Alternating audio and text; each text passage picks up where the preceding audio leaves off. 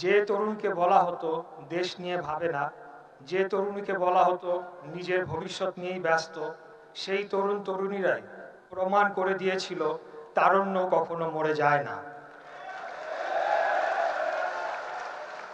দেশ ডাকলে, মানুষ ডাকলে, ন্যায় ডাকলে বাংলাদেশের তারুণ্য সাড়া দিতেই জানে।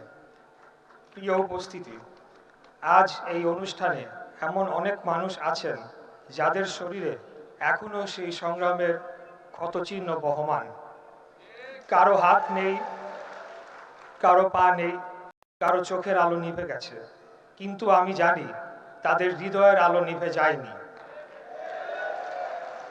আর আজ আমরা গভীর শ্রদ্ধার সঙ্গে স্মরণ করি সেই সব শহীদদের যারা আর ফিরে আসেননি। হয়তো কোনো এক বিকেলে তারা আপনার পাশেই দাঁড়িয়েছিলেন, হয়তো কোনো এক মিছিলে তারা আপনার পাশেই হেঁটেছিলেন। আজ তারা আমাদের মাঝে নেই, কিন্তু তারা কি সত্যিই নেই? না, তারা আছেন এই বাংলাদেশের প্রতিটি পতাকায়, প্রতিটি স্বাধীন নিঃশ্বাসে, প্রতিটি শিশুর হাসিতে,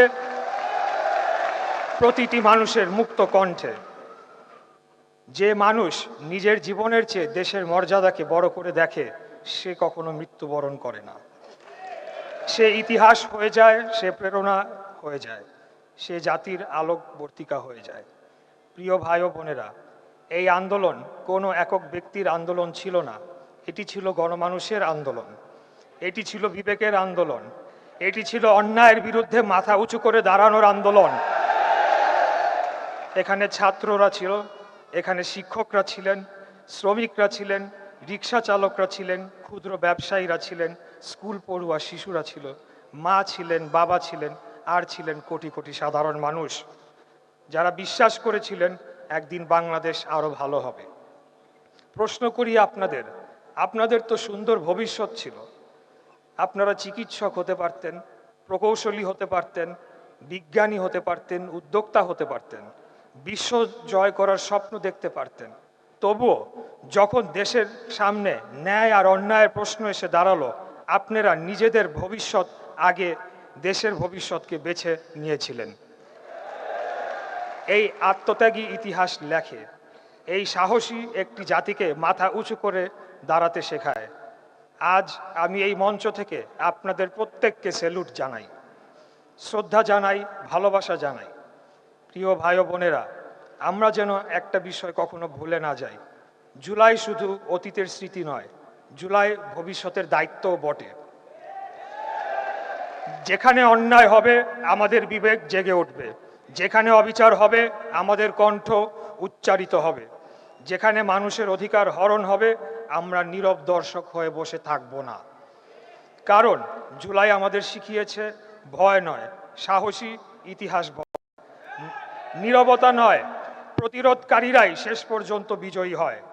আর বিভক্তি নয়, ঐক্যই একটি জাতির সবচেয়ে বড় শক্তি।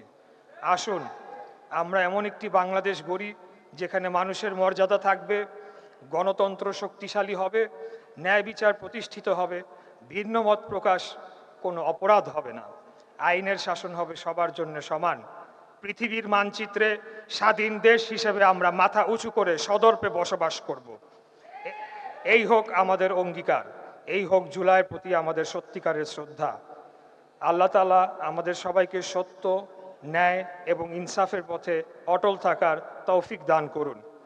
৭১ থেকে ২৪ আমরা বারবার প্রমাণ করেছি আমরা বীরের জাতি, আমরা জালেমের বিরুদ্ধে এক হই এক লড়াকু সেনাদল হিসাবে।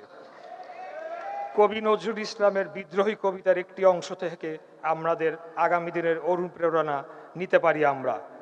মহাবিদ্রোহী রণক্লান্ত, আমি সেই দিন হব শান্ত, যবে উৎপীড়িতের ক্রন্দন রোল আকাশে বাতাসে ধ্বনিবে না, অত্যাচারীর খর্গ কৃপান ভীম রণভূমি রণিবে না। পরিশেষে আমাদের প্রাণপ্রিয় নেতা আজকের মাননীয় প্রধানমন্ত্রী দেয়া একটি স্লোগানের মাধ্যমে আপনাদেরকে এই সম্মেলনে স্বাগত জানাচ্ছি।